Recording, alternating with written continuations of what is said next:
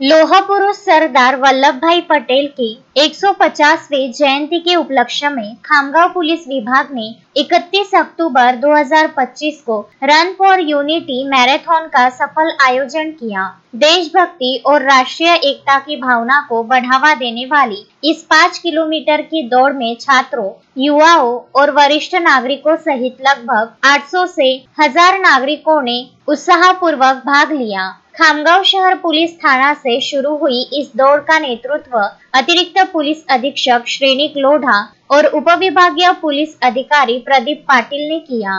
Lions club Khamgaon संस्कृति, साई अकादमी योग समूह और अन्य नागरिक समूहों के सहयोग से यह कार्यक्रम सुबह 7 बजे से 8 बजे तक चला। इस दौरान अतिरिक्त पुलिस अधीक्षक महोदय द्वारा सभी प्रतिभागियों और छात्रों को प्रमाण पत्र वितरित किए गए, जिन्होंने एकजुट होकर देशव्यापी रन फॉर यूनिटी कार्यक्रम में अपनी भागीदारी दर्ज कराकर एकता का मजबूत संदेश दिया।